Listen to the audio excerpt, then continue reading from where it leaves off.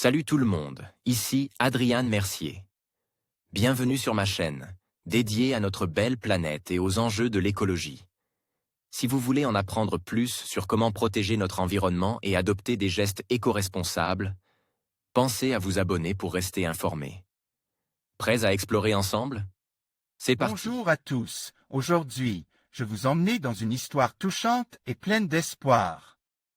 Nous allons parler de Roméo, une des dernières grenouilles de son espèce, qui a enfin trouvé sa Juliette. Dans cette vidéo, je vais vous raconter comment cette rencontre improbable a eu lieu, les enjeux de la conservation de cette espèce menacée et ce que cela signifie pour l'avenir de la biodiversité. Restez avec moi pour découvrir cette belle histoire d'amour et de survie dans le monde animal. La grenouille bolivienne Roméo, célibataire et sans enfant depuis 10 ans, a enfin trouvé sa Juliette.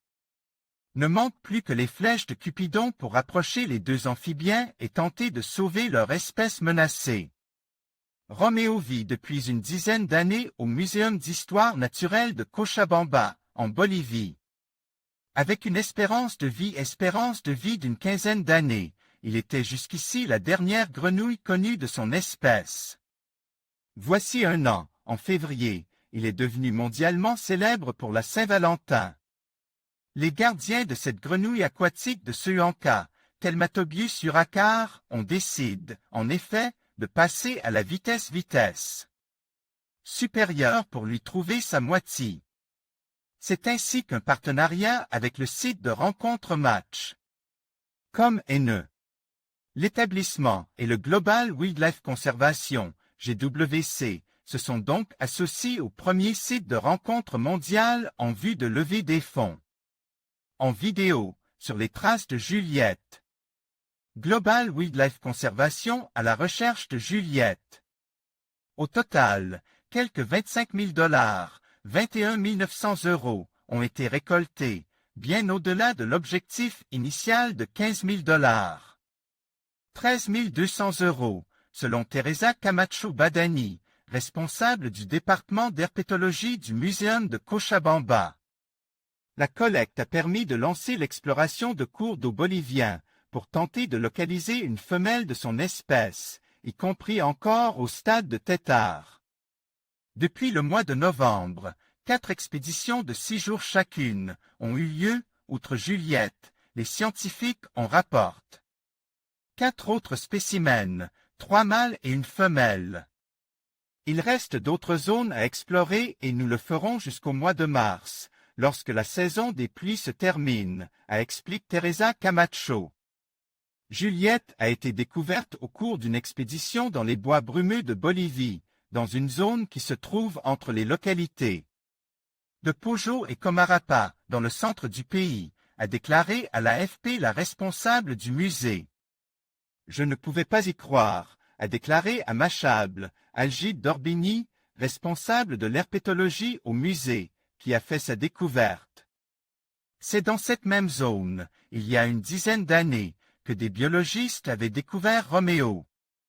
Voilà 10 ans que Roméo, la dernière grenouille aquatique de Suanca connue, ne connaît pas l'amour.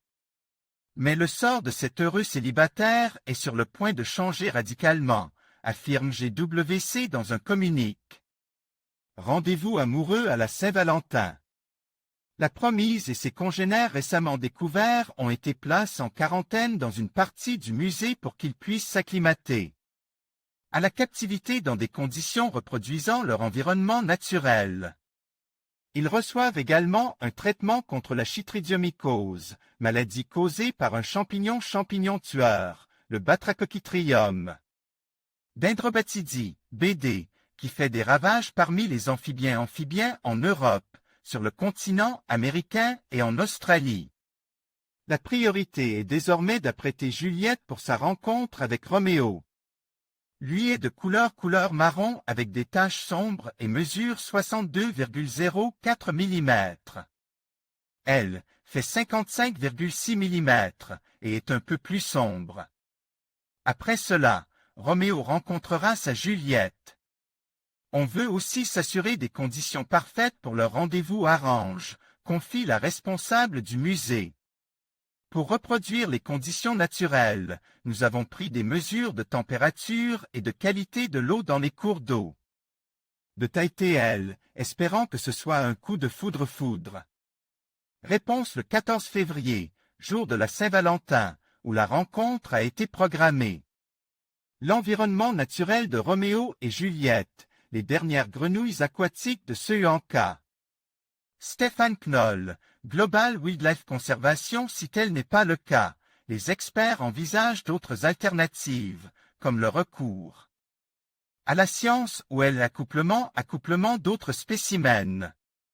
GWC a également annoncé qu'au code du musée, ils travailleront également avec un laboratoire de l'Université Macquarie de Sydney.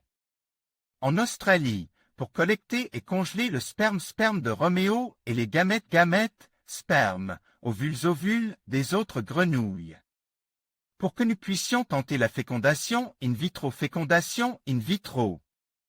Le Global Wildlife Conservation rappelle que, par le passé, les grenouilles aquatiques de Sri Lanka étaient très nombreuses au fond des petits ruisseaux et rivières des zones humides des forêts boliviennes. Le changement climatique conjugue à la destruction de leur habitat, la pollution et les maladies, ont fait chuter drastiquement leur nombre. Suivez Roméo sur Twitter.